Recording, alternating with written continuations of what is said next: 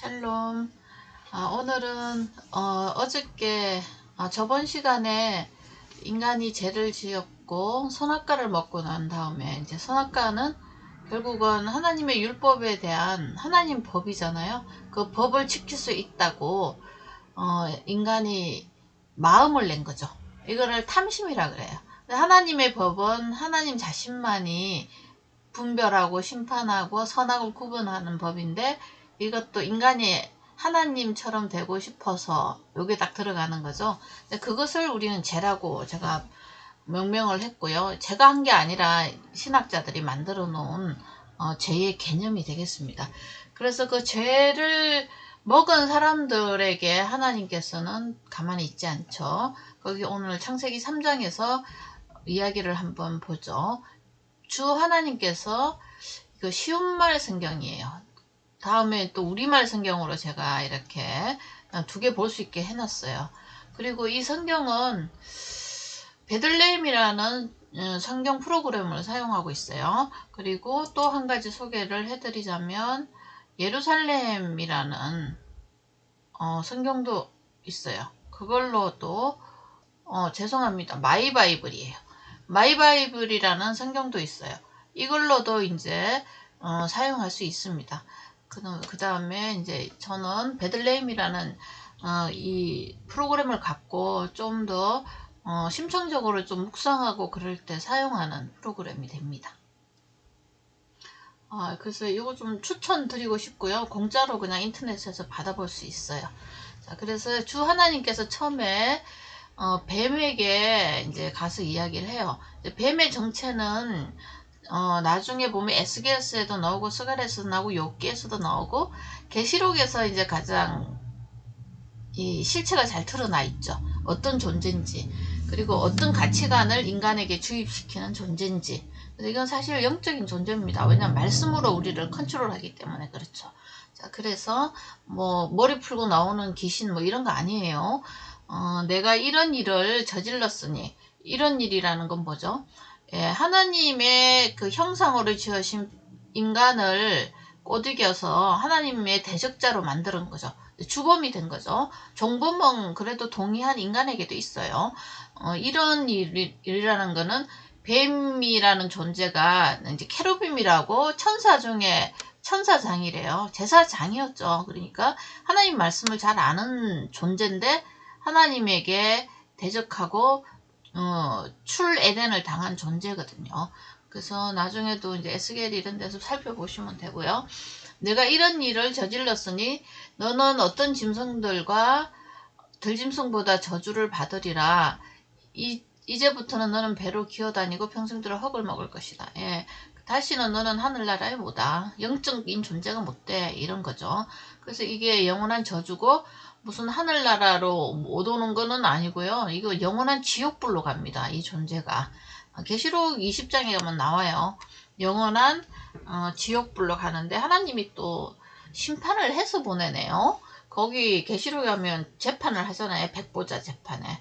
그래서 거기서 영원한 불못으로 들어가는 존재가 되겠습니다.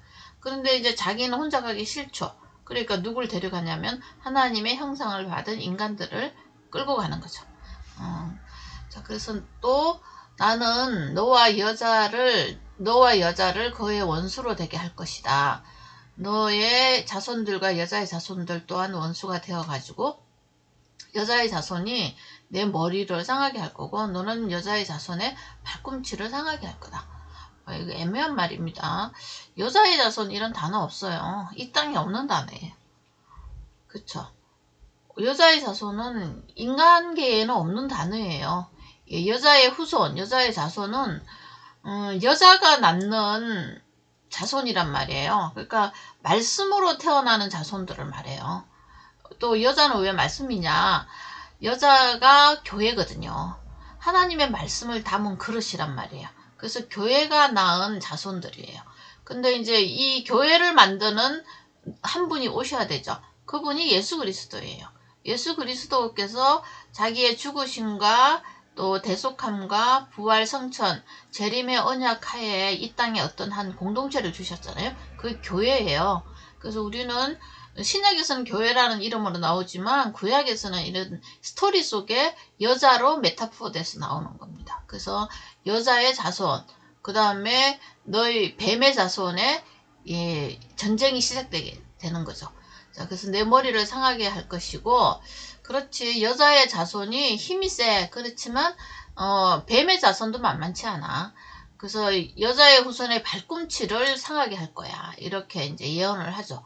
그래서 여자의 자손들이라고 하지 않고 자손이라고 했으니까 어떤 한 존재예요.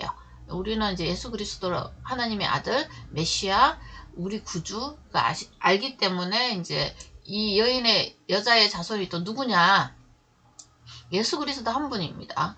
그래서 이분이 나를 위해서 죽으시고 부활해서 구원을 줬지 어떤 교주가 준 게 아니잖아요. 그래서 이단들은 항상 이 자리를 탐내요. 사탄처럼. 이 자리를 탐을 내가지고 자기가 그 자리에 앉고 싶죠. 그걸 우리가 이단이라고 그러잖아요. 하나님께서 여자에게 말씀하셨다. 내가 너에게 임신하는 고통을 더할 것이다. 그렇죠. 교회가 한 영혼을 거듭나게 하는 것은 쉬운 일이 아니야. 굉장히 어렵게 될 것이라는 거죠. 너는 고통 중에 아기를 낳을 것이다. 제 중에서 하나님의 자녀로 거듭나게 하는 사건이 이거는 고통 이상의 고통이 필요하죠. 왜냐하면 우리 주님이 죽으셔야 되니까요. 그러니까 주님의 죽으심 아래서 태어나는 한 인간들을 이야기하는 거예요. 그리고 너는 내 남편을 마음대로 지배하고 싶겠지만 했잖아요. 선악과 먹였잖아요. 이게 우리 그 인간들의 재성이에요. 그렇지만 오히려 남편이 너를 지배할 것이다. 아담으로 오신 예수님을 이야기하거든요. 그 첫째 아담은 인간으로 실패했지만 둘째 아담으로 오신 우리 주님, 인간의 이제 아담이 하나님의 표상이거든요. 첫째 아담은 할 수 없었지만 둘째 아담은 예수님이 너를 지배할 거다. 그렇죠. 우리 교회와 성도들은 이 남편, 예수님의 말씀 속에 지배를 받으면서 살아야 보호막이 생긴다는 거죠. 이게 이제 교회의 운명이에요. 그러면은 교회 안 들어오는 인생들은 뭐냐? 여기 뱀의 후손들로 그냥 살아가는 거예요. 그럼 우리는 눈 뜰 때부터 뱀의 후손, 여자의 후손으로 태어나냐? 그렇지 않아요. 모든 인간은 제 속에서 태어나요. 그래서 뱀의 자손으로 태어나는 거예요. 그런데 이 여자의 자손의 그 품 안으로 들어오는 과정이 낳는 과정이잖아요. 말씀으로 씨로 낳는 거잖아요. 그게 보통 작업이 아니라는 거죠. 그러니까 쉬운 작업 같으면 우리 주님이 와서 십자가에 못 박혀 죽을 이유가 뭐가 있겠어요. 고통을 크게 더할 것이다. 그래서 구약의 39군의 역사, 그 어렵고 안 되고 실패하는 인간을 보여주잖아요. 그렇지만 되는 인간 하나 오셨잖아요. 예. 예수 그리스도 신약부터 이제 되고 되는 낳고 낳는 인간이 태어나는 거죠.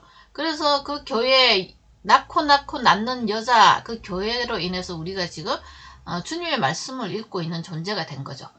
그거를 우리가 믿음으로 은혜로 거저 정말 그 말할 수 없는 은혜로 이렇게 받은 씨라는 것을 알고 계셔야 될 것입니다. 그 다음에 이제 아담에게 말해요. 너는 내 아내의 말을 듣고 내가 먹지 말라고 명한 그 나무 열매를 먹었으니 너로 인해 그 땅이 저주를 받을 것이고 그래서 너는 평생토록 수고해야만 나는 것들을 먹을 것이다. 이거는 이제 하나님의 남자들에게만 하는 이야기가 아니에요. 이 땅을 사는 모든 인생들한테 하는 이야기고요. 그리고 땅은 네가 그렇게 열심히 말하지만 일하고 노력하지만 생명을 안 줘. 가시덤불과 웅큼기 같은 말을 너에게 줘서 너를 찌를 거야. 그래서 너는 그 밭에서 나는 푸성기만 먹고 살아야 돼. 풀이에요. 씨가 아니란 말이에요. 그러니까 생명을 주는 말씀을 못 먹고 산다는 거겠죠. 푸성기하고 씨하고는 다르잖아요. 그래서 이게 인생의 이제 운명이에요.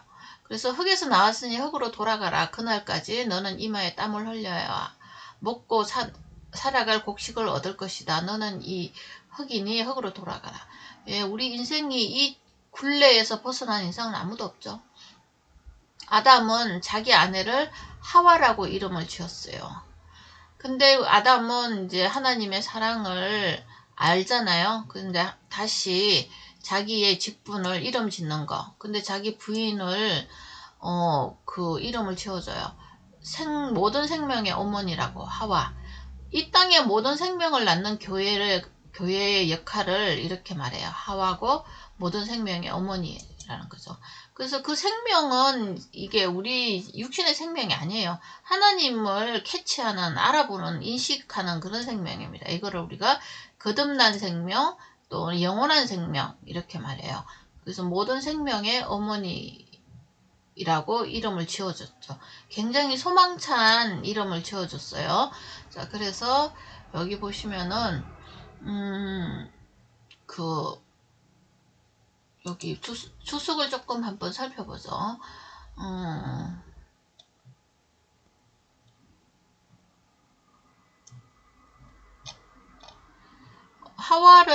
이름을 하와를 지어준 그 소망을 주는 우리 아담을 볼 수가 있거든요.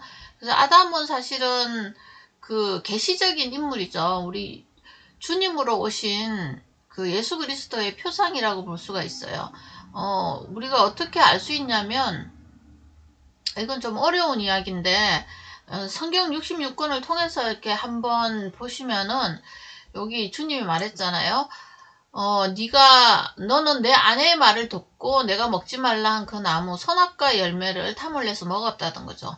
그러면은 아담이 이 선악과 열매를 모르고 먹었을까요? 아니죠. 알죠. 근데 왜 먹었냐는 거죠. 예, 자기 부인 하와를 구원하기 위해서 먹은 거죠. 우리 주님이 십자가를 지고 십자가 안 지려고 도망 다닌 게 아니에요. 스스로 그것을 지려고 이 땅에 오신 분이에요. 왜? 그래야 우리를 살릴 수 있으니까요. 이와 같이 이 아담의 행위가 너는 내 말을 어기고 아내의 말을 듣고 그걸 먹었다. 이게 이제 십자가 사건의 그림자라고 보시면 됩니다. 그래서 결국은 이런 내막을 다 아는 아담은 하와에게 소망의 이름을 지어주었어요. 아담은 자기 아내를 하와라고 이름 지었다. 아담이 자기 아내를 얼마나 사랑하는지 아시겠죠? 사망에 처한 자기 아내, 교회, 이거를 끌어안고 죽으시는 우리 주님의 모습이 보이세요? 네, 이거 보이셔야 됩니다. 성경에서. 자, 그래서 우리 인생들에게 또 다른 생명을 주셨다는 거죠. 그래서 그런 이제 21절에 또 넘어갈게요. 주 하나님께서 어떤 계약이 있었죠. 아담하고 하나님하고. 하와라고 이제 생명의 어머니라고 지어준 것 자체도 물밑 작업이 있었어요. 그래서 주 하나님께서 짐승 가죽으로 옷을 만들어 입어가지고 아담과 그의 아내에게 입혀줬어요. 그래서 가죽옷을 입혀줘가지고 정령주거리라는 법에서 해방되게 해준 거죠. 이때부터 다시 가죽옷을 입은 인간은 하나님과 교제를 시작하게 돼요. 그래서 하나님 말씀하시고 듣고 말씀하시고 듣고 이런 거거든요. 그래서 이 가죽옷을 입고 죄인으로 드러난 인간은 에덴 동산에서는 못 살아요.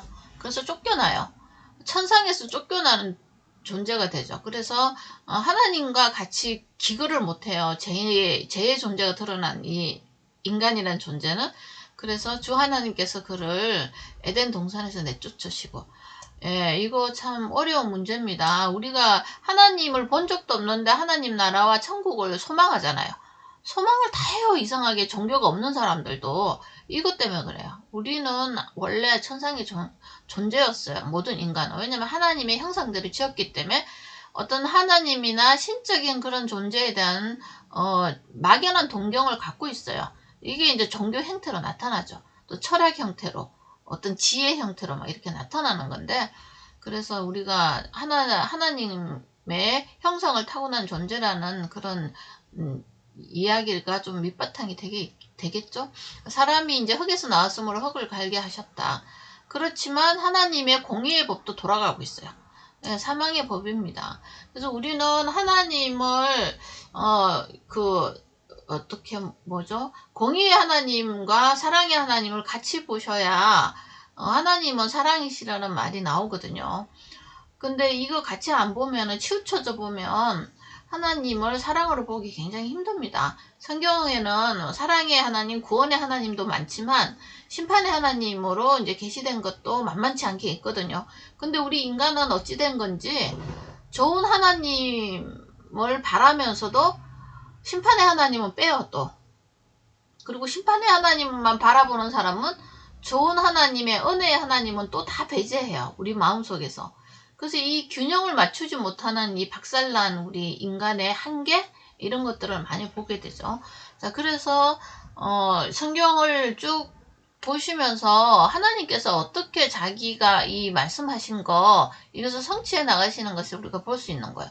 가죽옷을 입혀주면서 또 에덴 동산에서 내쫓으시는 그 하나님, 이거 참 감당하기 힘든 이야기지만 우리가 믿음이 필요합니다. 가죽옷을 입혀주시던 그 하나님을 정말 사랑으로 보는 눈과 에덴 동산에서 쫓아내시는 그 하나님 또한 사랑으로 보는 그런 우리 믿음의 눈을 가진다는 게 굉장히 어렵고 불가능하죠. 그렇지만 우리 주 예수 그리스도의 십자가를 바라보면 이것이 하나라는 것을 볼 수 있어요.